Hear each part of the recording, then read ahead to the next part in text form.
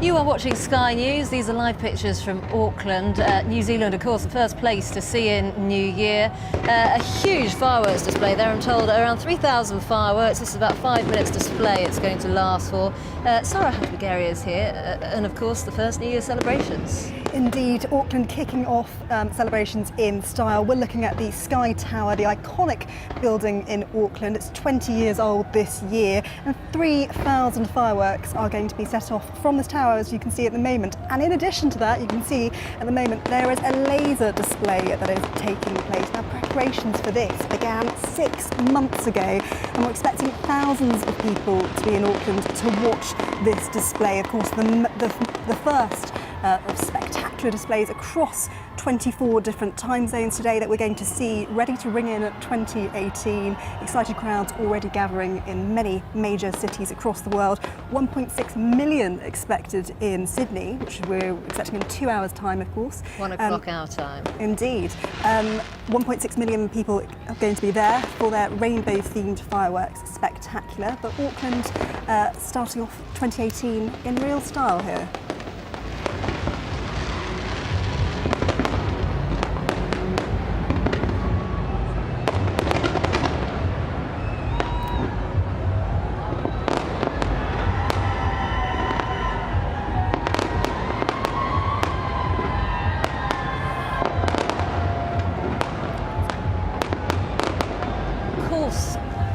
We are going to see in the next couple of hours, as you say, Sydney, but I suppose New Zealand has to set the precedent. Well, Sydney, very competitive with the rest of the world. 1.6 million people are going to be there at Sydney Harbour Bridge to watch those spectacular fireworks. And this year it's going to be particularly special because they're going to be rainbow themed, and that's of course in relation to the fact that Australia has only just recently introduced same-sex marriage as legal. So in testament to that, we're going to have rainbow themed fireworks. And in addition, to add some star power, Hugh Jackman has actually designed 20 seconds of that firework display, and of course Sydney is his hometown. So in just under 2 hours time, at 1 o'clock, we'll be seeing Sydney's fireworks.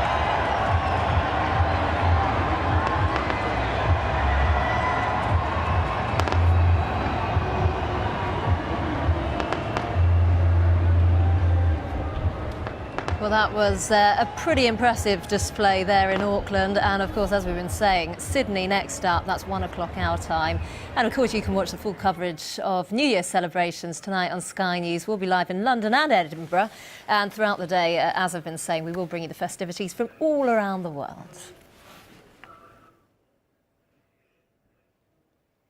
Now, 4 Britons are believed to have been killed in a seaplane crash near Sydney in Australia. The plane was apparently returning people from a restaurant when it came down and sank in a river.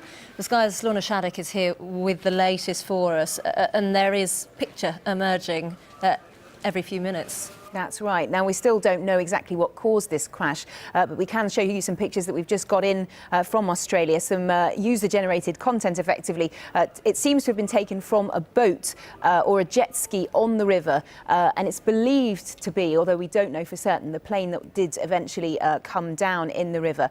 We can see the plane flying overhead before, as I say, it's thought to be moments before that crash took place. The New South Wales Police Force is investigating investigating that. The scene at Hawkesbury River, just off Jerusalem Bay, 30 miles or so north of Sydney itself, and police divers and police boats are at the scene at the moment.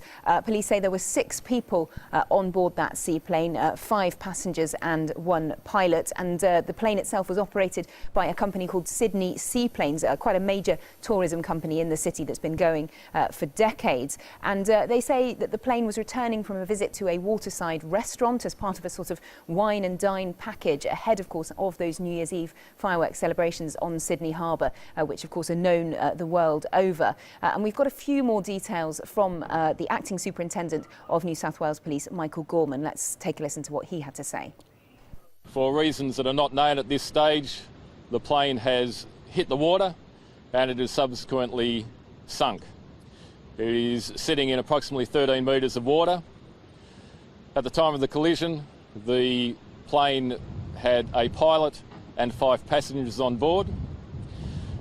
I can confirm the 6 people on the plane are deceased.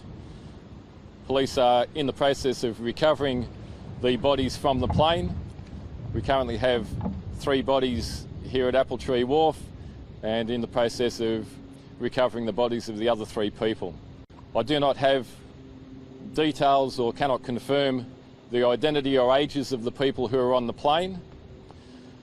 It is early in the investigation and we are working with the plane company, getting investigators here to confirm the identities and investigate why the plane crashed into the water. And we could see there, as the police officer was speaking, that content that I was talking about of the footage of what is believed to have been the plane just before it crashed. Now, we also heard there the police aren't identifying the victims as yet. They say they're going to be contacting their families first of all. But in the meantime, it is local Australian media reporting that 4 of those 6 people on board who were killed were British. The Foreign Office here in London says it is in contact with the authorities in Australia and it will be able to offer them consular assistance if need be. But in the meantime, police say they're also speaking to witnesses in nearby boats. It was a very busy time of day, and in fact one of the busiest days of the year on that particular waterway ahead, of course, of the New Year's Eve celebrations. And forensic police, meanwhile, are also working out when exactly they will be able to raise that plane from the river. OK, no doubt have more details a bit later on. Thanks so much for that update.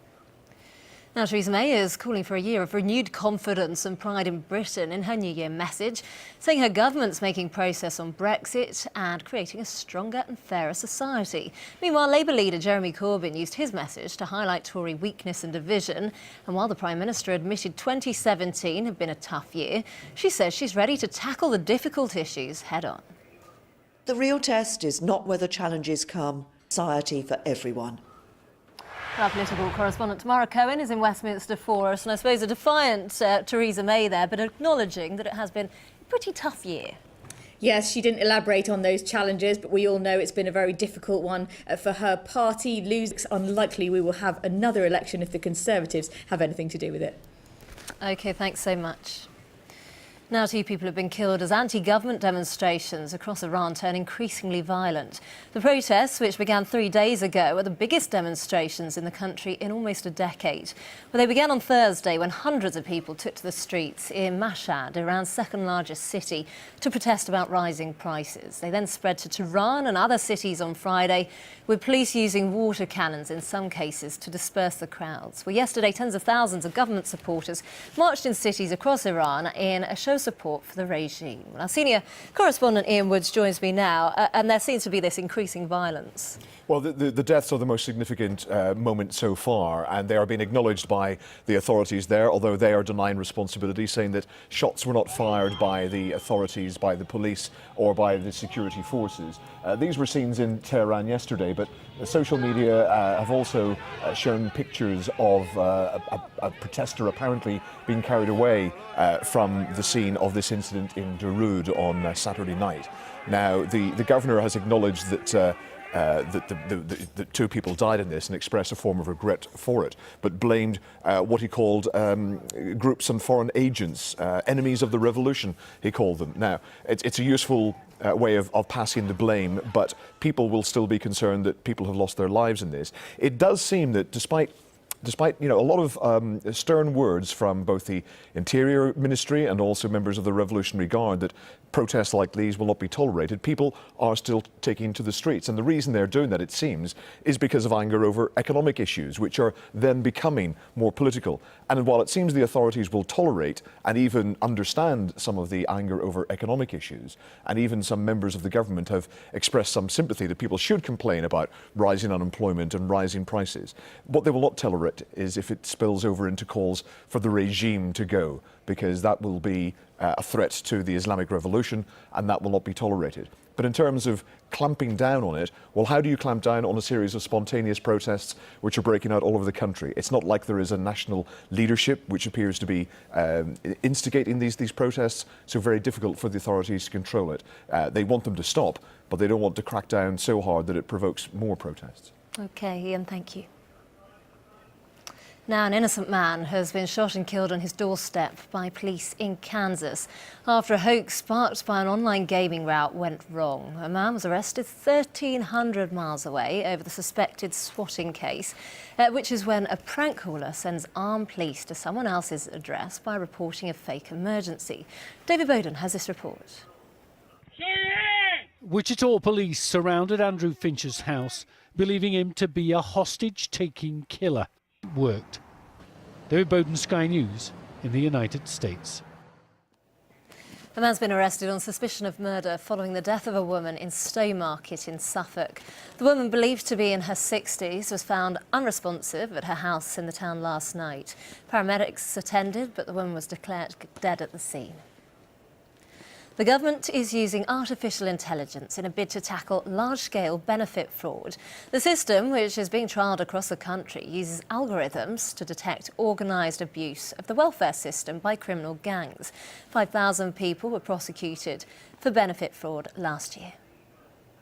It might be shared addresses or same telephone numbers being used. They'll be able to identify that more easily in a way that will enable us to stop that from happening and protecting taxpayers' money. Now, from rock and roll royalty to television treasures, some of our most loved celebrities and public figures left us in 2017. With the year almost at an end, let's take a look back now and pay tribute to those entertainers and inspirational figures who are no longer with us. You're watching Sky News. Coming up in the sport, we'll bring you the very... Transform your home crocodile style. Welcome back. You're watching Sky News. Time now for a check on the sport. This programme is brought to you by Vitality Health and Life Insurance. Oh, strong. Getting active brings its own rewards. Oh no, where's the sun gone? Good morning. Manchester City can extend their lead at the top to 16 points this afternoon at Crystal Palace. There's more over on Sky Sports News and we're back later. And that's a wrap. Marvellous. Who's sorting out these extras? Time now to get a check on the weather. From cool, brisk northern fjords to the warm, tranquil waters of Southeast Asia. Storm Dylan will bring potentially damaging winds to parts of the north today before clearing away later on, but the showery theme will continue. Wind warnings have been issued for some northern areas. There's also an amber warning for gusts of up to 80 miles an hour over parts of Northern Ireland and southwest Scotland. A lesser yellow warning covers the rest of southern Scotland and Northern Ireland, along with northern England and Donegal. Temperatures will be down a little on yesterday and it will feel colder still in the wind. Heavy showers become fairly widespread this afternoon with hail and thunder possible, but there will be some sunny spells too. Northern Scotland will see more general rain and hill snow. The strongest winds will clear by the evening. For midnight celebrations, it will be pretty cold, I'm afraid, with a risk of blustery showers, but eastern Scotland and northeast England will have the best chance of staying dry. New Year's Day will bring rain to the far south, but expect more showery conditions elsewhere. It will remain blustery. The weather, sponsored by Qatar Airways. You're watching Sky News. Coming up, plastics in paradise. Tom Rayner reports on how tons of plastic waste is being washed up on the remote Cocos Keeling Islands in the Indian Ocean.